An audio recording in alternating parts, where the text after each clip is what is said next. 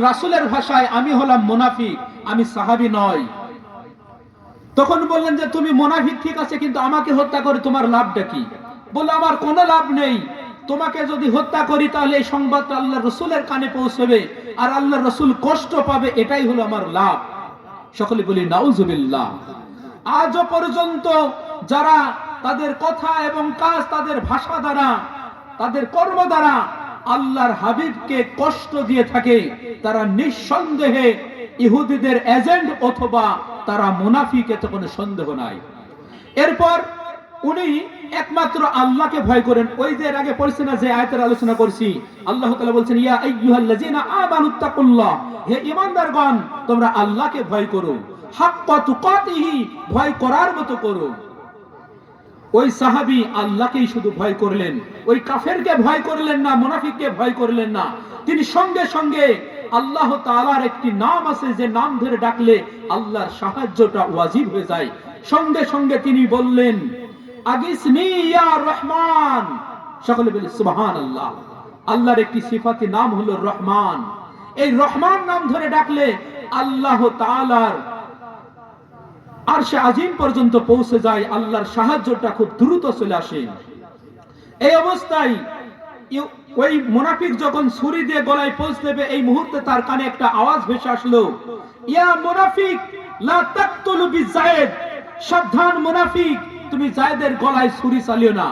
আর যারা কাফের মুনাফিক, তাদের অন্তরটা থাকে পুঁটি মাছের মতো, অর্থাৎ খুব ছোট্ট অন্তর থাকে। তার বুকের ভিতর ধড়ফড় শুরু করে দিল। সে বুকের উপর থেকে উঠে গুহার মুখে যায়, দেখে যে কে আমাকে এই ধমক দিল, যায় দেখে যে কেউ নাই।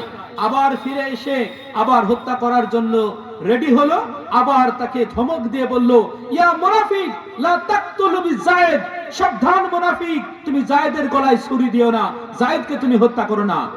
এর বুকের ভিতর আরো বেশি কাঁপা শুরু করে দিল। বাইরে খুঁজতে গেল যে কে আমাকে ধমক দিল, দেখে আসি। এরপর দেখতে যায়, দেখে যে কেউ নাই। আবার হত্যা করার জন্য আসলো। তিনবারের বার যখন গলায় ছুরি চালাবে, এই মুহূর্তে আরো বিকট কণ্ঠে চিৎকারের আওয়াজ আসলো, ইয়া মুনাফিক লা তাকতুলু বিযায়েদ, সাবধান মুনাফিক, তুমি যায়েদের গলায় ছুরি চালিও না, যায়েদকে তুমি হত্যা করো না। এরপর বুকটা যখন তার কাঁপা শুরু করে দিল, গুহার বাইরে যায় দেখে যে একটা সাদা ঘোড়ার উপরে সাদা পোশাক পরিহিত, সবুজ পাগড়ি মাথায়, নাঙ্গা তলোয়ার হাতে করে ঘোড়ার উপর বসে আছে একজন নৌযুবক। এই অবস্থায় তিনি ঘোড়ার উপর থেকে নামলেন। নামার পরে মুনাফিক তাকে দেখেই তো দুর্বল হয়ে পড়লেন। পড়ার পরে যে মুনাফিকের মাথার চুলটা মুঠ করে ধরে ওই তলোয়ার দিয়ে এক কোপ মেরে তাকে হত্যা করে ফেলল। এরপর গুহার ভিতরে যেয়ে যায়েদ বিন হারেসার হাত পায়ের বাঁধনগুলো খুলে দিয়ে তার কপালে একটা চুমু খেয়ে দিল। যায়েদ বিন হারেসা বললেন যে ভাই, কে আপনি যে আমার এই বিপদ মুহূর্তে আপনি আমাকে সাহায্য করলেন? ওই সময় ওই ব্যক্তি বললেন, হে যায়েদ বিন হারেসা, আমি আর কেউ নয়, আপনি যখন রহমান নাম ধরে ডাক দিয়েছেন, রহমানের ওয়াজিব হয়ে গেছে তোমাকে সাহায্য করা। আর আমি হলাম আল্লাহর ফেরেশতা জিবরাইল আলাইহিস সালাম, তোমাকে সাহায্য করার জন্য এসেছি। সকলে বলি সুবহানাল্লাহ। যখন একজন মুমিন মুসলমান, খাঁটি মুমিন মুসলমান হয়ে যাবে, সে শুধুমাত্র আল্লাহকে ভয় করবে, তাছাড়া কাউকে ভয় করবে না। রহমানের সাহায্যটা এমনই ভাবে আসবে। সকলে বলি সুবহানাল্লাহ। সেই রহমান এখনো আছে কিনা? কিন্তু আমাদের ঈমানটা, আমরা খাঁটি মুসলমান হতে পারি নাই, এই জন্য রহমানের সাহায্যটাও আমরা ওইভাবে পাচ্ছি না। আজকে যে ওয়াজের মাহফিল, এখানে দেখেন আশেপাশে অনেক মানুষ ঘুরে বেড়াচ্ছে, কিন্তু এখানে কোরআন থেকে কথা আছে। আমি কি আমার ব্যক্তিগত কোনো কথা বলছি বলেন? এখানে কোনো আলেমী হয়তো ব্যক্তিগত কোনো কথা বলবে না, কোরআন হাদিস থেকে কথা বলবে, তাও শোনা লোক নাই।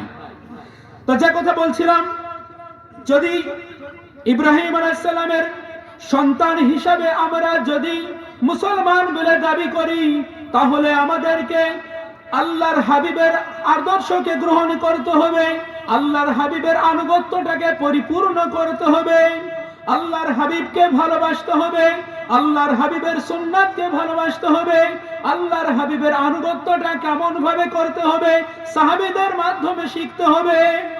আজ দেখবেন অনেক কমার্শিয়াল বক্তা আছে যারা সাহাবীদেরকে নিয়ে সমালোচনা করে কিনা? সাহাবীদের নিয়ে সমালোচনা করতে আল্লাহর হাবিব কঠোরভাবে নিষেধ করেছেন। আল্লাহর হাবিব বলেছেন, আন উমর ইবনুল খাত্তাব রাদিয়াল্লাহু তাআলা আনহু قال قال رسول الله صلى الله عليه وسلم أكرم أصحابي فإنهم خياركم ثم الذين يلونهم ثم الذين يلونهم ثم يظهر কাযিবা। হযরত ওমর ইবনুল খাত্তাব রাদিয়াল্লাহু তাআলা থেকে বর্ণিত, তিনি বলেন রাসূল পাক সাল্লাল্লাহু আলাইহি ওয়াসাল্লাম ইরশাদ করেছেন, আকরিমু আসহাবি, তোমরা আমার সাহাবীদেরকে সম্মান করো। আল্লাহর হাবিব বলেছেন আমার সাহাবীদেরকে সম্মান করো।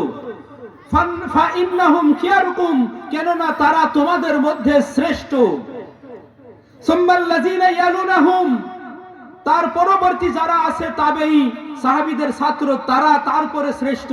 সুম্মাল্লাযিনা ইয়ালুনাহুম, এবং সাহাবীদের ছাত্র ছাত্রের ছাত্ররাও তোমাদের মধ্যে শ্রেষ্ঠ। আল্লাহর হাবিব বলছেন সুম্মা ইউজহারু কাযিবা, এরপর মিথ্যার আবির্ভাব ঘটবে। অর্থাৎ আল্লাহর হাবিবের সাহাবীদেরকে সম্মান করতে হবে, তার ছাত্র তার ছাত্রদের পর্যন্ত যারা থাকবে তাদেরকে সম্মান করার কথা আল্লাহ রাসূল বলেছেন। সকলে বলি সুবহানাল্লাহ। আল্লাহর হাবিব বলেছেন قال النبي صلى الله عليه وسلم عليكم بسنتي وسنة الخلفاء الراشدين المهديين। আল্লাহর হাবিব বলছেন তোমরা আমার সুন্নাতকে আঁকড়ে ধরো আর আমার সাহাবীদের সুন্নাতকে আঁকড়ে ধরো, যারা হেদায়েত প্রাপ্ত সাহাবী। সকলে বলি সুবহানাল্লাহ।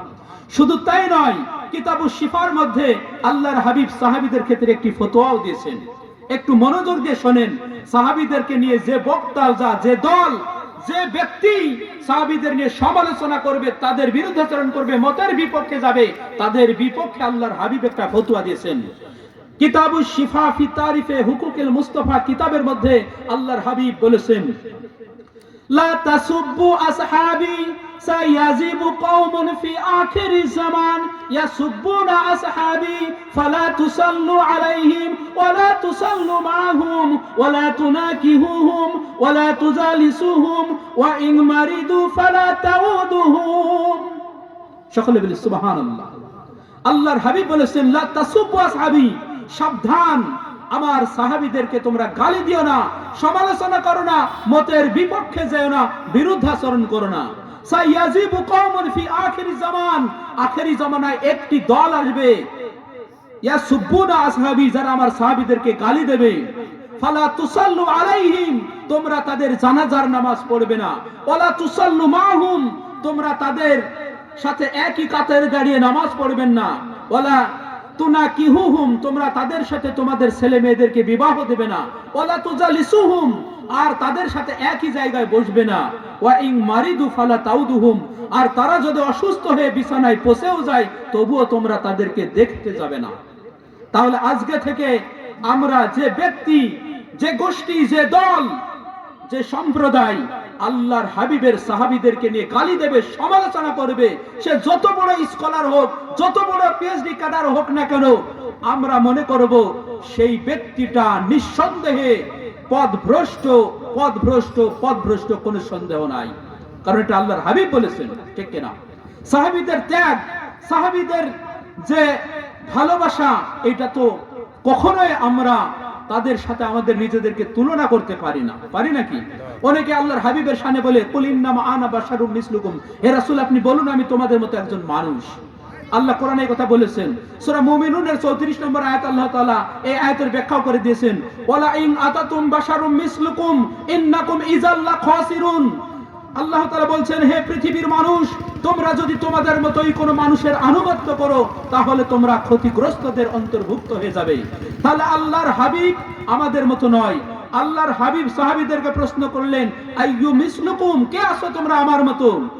সাহাবীরা সকলেই বললেন, লাসনা আলাইনা ইয়া রাসূলুল্লাহ, হে আল্লাহর হাবিব আমরা কেউ আপনার মতো না, আপনি আপনার মতো। সকলে বলি সুবহানাল্লাহ। সাহাবীরা নিজেদেরকে আল্লাহর হাবিবের মতো মনে করতে পারলেন না, দাবি করতে পারলেন না।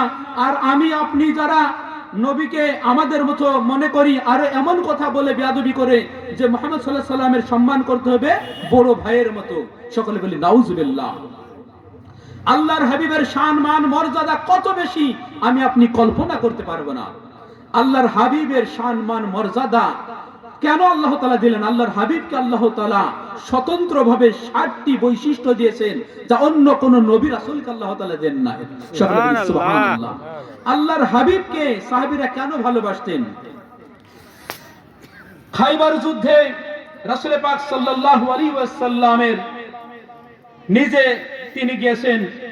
আল্লাহর হাবিব ওই যুদ্ধে ছিলেন। উসমান ইবনে শাইবা নাম করে একজন, পরবর্তীতে সে ঈমান আনে। সে কুফরি অবস্থায় মুসলমানদের বিপক্ষে অস্ত্র ধারণ করে তার একটাই টার্গেট ছিল যে মুহাম্মদ সাল্লাল্লাহু আলাইহি সাল্লামকে শহীদ করা। সকলে বলি নাউজুবিল্লাহ। সে এই টার্গেটে সুযোগ খুঁজছিল। খুঁজতে খুঁজতে আল্লাহর হাবিবকে যখন ফাঁকা জায়গায় পেয়ে গেল, এরপর সে দূর থেকে আল্লাহর হাবিবের কাছে আসলো। আসার পরে আল্লাহর হাবিবের নূরের চাঁদ মুখখানা দেখে সে অস্ত্রটা হাতের থেকে তার থরথর করে পড়ে গেল কাঁপতে কাঁপতে। আর সে চোখ ভরা পানি নিয়ে আল্লাহর হাবিবের কাছে এসে বললেন, ইয়া রাসূলুল্লাহ, হাবিবাল্লাহ, আমাকে মুসলমান করে নিন। আল্লাহর হাবিবের চেহারা দেখেই সে মুসলমান হয়ে গেল, যে আল্লাহর হাবিবকে হত্যা করতে আসছিল। সকলে বলি সুবহানাল্লাহ। আল্লাহর হাবিবের চেহারা কতটা সুন্দর ছিল যেটা আমি আপনি কল্পনা করতে পারবো না। শামাইলে তিরমিজি 9 নম্বর হাদিসের মধ্যে আল্লাহর হাবিব দু জাহানের বাদশা হাবিবুল্লাহর চেহারা সম্পর্কে ইমাম তিরমিজি রাহমাতুল্লাহ আলাইহি অনেক হাদিস নকল করেছেন।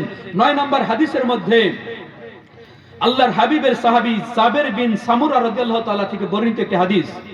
আন জাবির ইবনে সামুরা রাদিয়াল্লাহু তাআলা আনহু قال قال رأيت رسول الله صلى الله عليه وسلم في ليلة إدحان وعليه حلة حمراء فجعلت إليه وإلى القمر فلا هو عندي أحسن من القمر।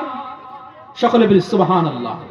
জাবের বিন সামুরা রাদিয়াল্লাহু তাআলা থেকে বর্ণিত, তিনি বলেন, আমি একদিন পূর্ণিমার রাত্রে, জ্যোৎস্নার রাত্রে আল্লাহর হাবিবের দরবারে গেলাম। সেখানে যে আমি একবার চাঁদের দিকে তাকাতে লাগলাম, আর একবার আল্লাহর হাবিবের চেহারার দিকে তাকাতে লাগলাম। আমি এই সিদ্ধান্ত উপনীত হলাম যে চাঁদের চেয়েও বহু গুণ সুন্দর আমার নবী। সকলে বলি সুবহানাল্লাহ। শামাইলে তিরমিজি 14 নম্বর হাদিস। আল্লাহর হাবিবের চেহারা মুবারক সম্পর্কে আব্দুল্লাহ ইবনে আব্বাস রাদিয়াল্লাহু তাআলা বলেছেন, আন ইবনে আব্বাস রাদিয়াল্লাহু তাআলা আনহুমা ক্বালা কানা রাসূলুল্লাহ সাল্লাল্লাহু আলাইহি ওয়াসাল্লাম আফলাজা সানিয়াতাইনি ইযা তাকাল্লামা রুইয়া কান-নূর ইয়াখরুজু মিন বাইনি সানাইয়া। রাহু তিরমিজি।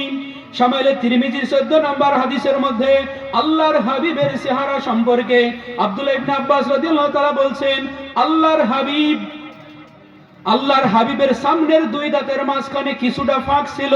আল্লাহর হাবিব যখন কথা বলতেন, কথা বলার মাঝখানে আল্লাহর হাবিবের সামনের 2 দাঁতের মাঝখান দিয়ে নূর বেরিয়ে যেত, যা আমরা দেখতে পেতাম। সকলে বলি সুবহানাল্লাহ।